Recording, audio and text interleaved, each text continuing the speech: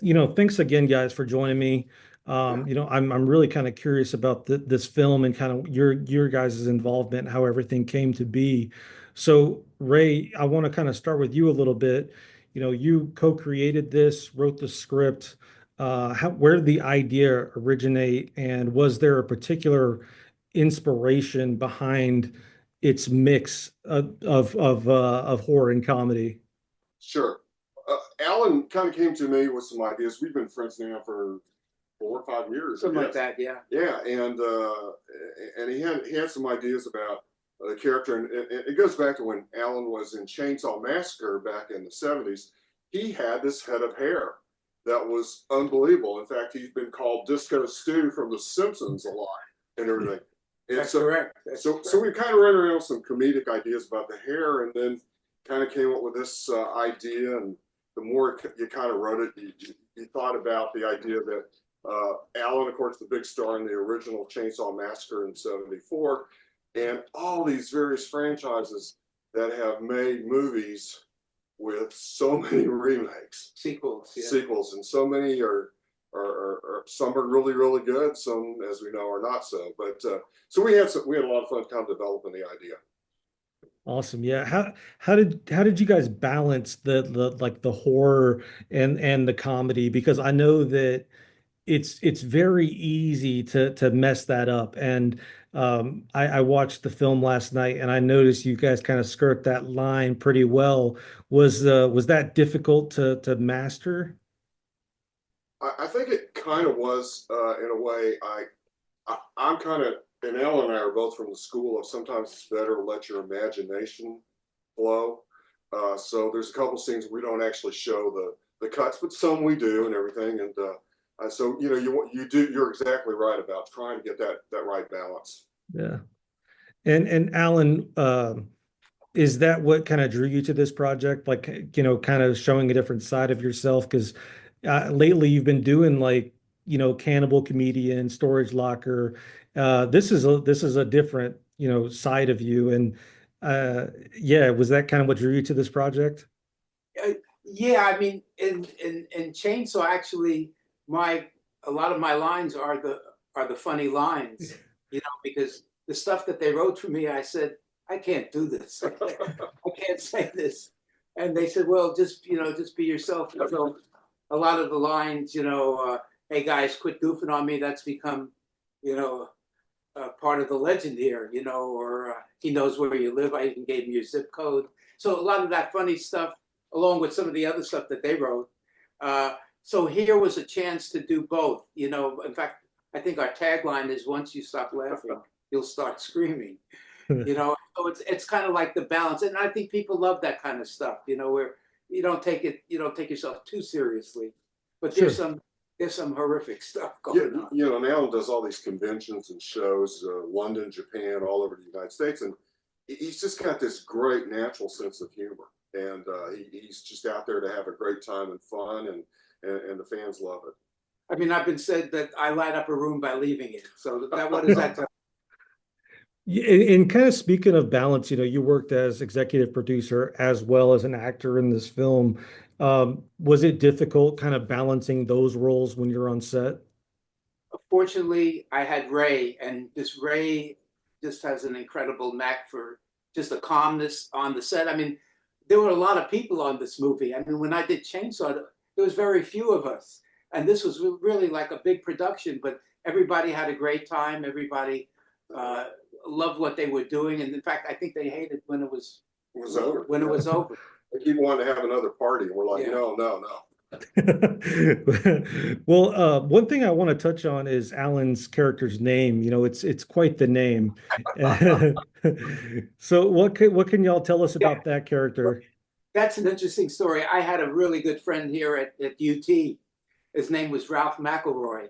And whenever I would go to visit him or see him, he had trouble pronouncing my last name. So he said, here comes Alan Dancing Shoes. And so I loved it, you know what I mean? And this was like an homage to my friend Ralph, who sadly passed away. And he was just a terrific guy, spoke many languages. And so it was like an homage. And, I mentioned it to Ray, and Ray went with it.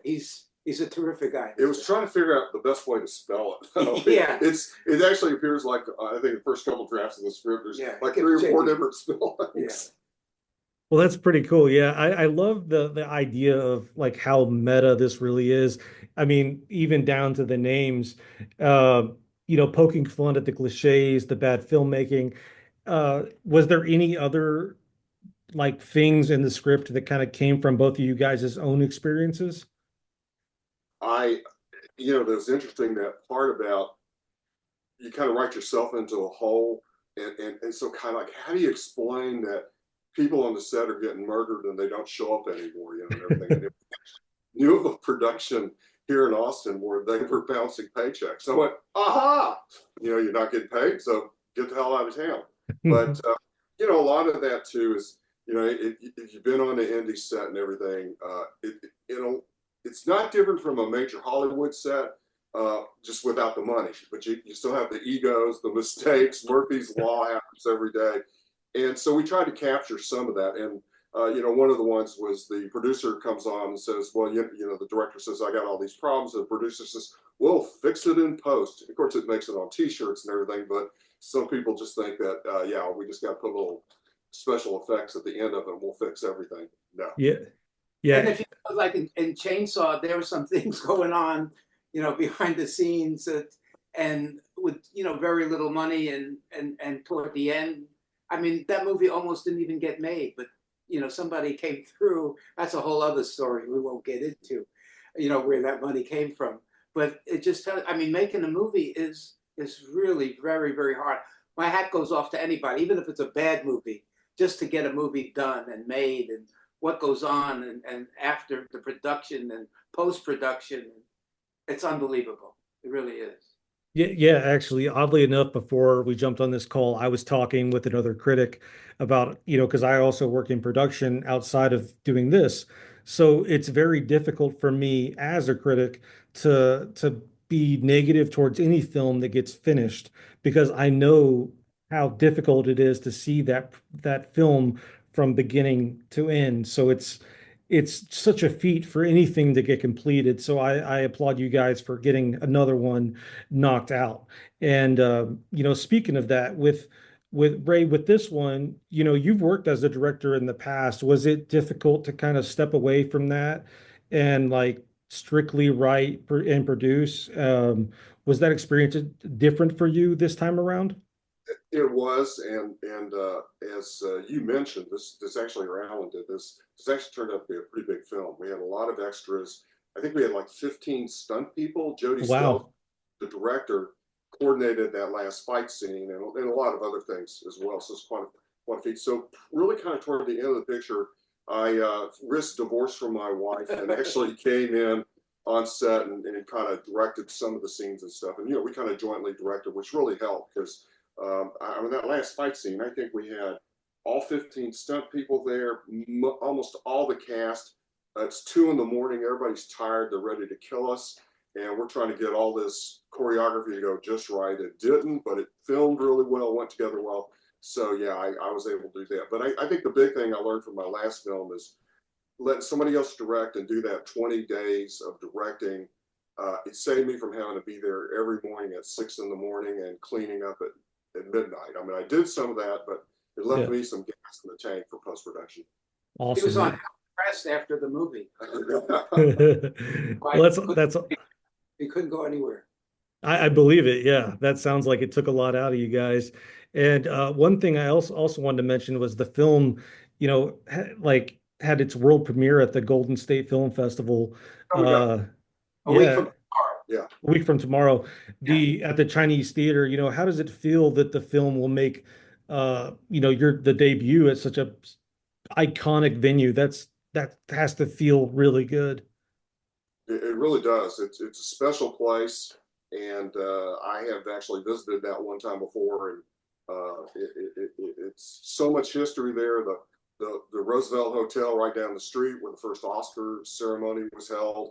It's very, very cool. And you guys have worked together before, on Storage Locker.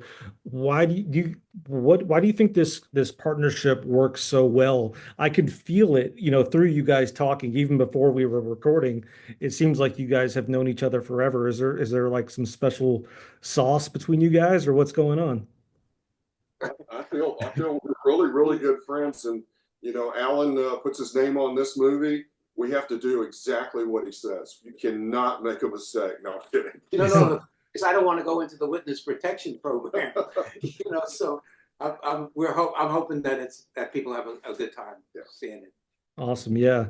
And if WeedHacker Massacre was to get a sequel or even a remake, where do you think this story would go next? Well, at the very end of the movie, there is a Well, little slide about going back to court. So we actually were talking about the other day, and we just started laughing our heads off just with some of the crazy ideas we had. But yeah, there could be a reversal of fortunes and a little bit of judiciary work going on. But Yeah, we think it would be a fun ride if we do make a sequel. that'd be great. I love it. I love it. awesome. Well, I'm gonna give you guys the floor. As far as, is there anything else you guys want to mention about the film?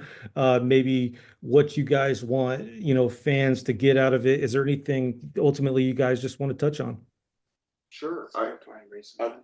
I think at the Golden State Film Festival, we love anybody in the California area or wherever to come out and see us. Alan's going to be there. He'll sign some things for you, which is fantastic to get his autograph on anything. We've got a few posters we'll give out as well. And we just want everybody to have a good time, and we'll answer the questions, talk to them and everything. We got the film up for sale right now, so prospective distributors are looking at it, and you know how that goes. It takes even a month or two for them to really start having the time to watch your movie. But we're real confident we're going to sell this, and we just really can't wait for the fans everywhere to get to see this. I think it's a lot of fun, and that's what we want everybody to have with us.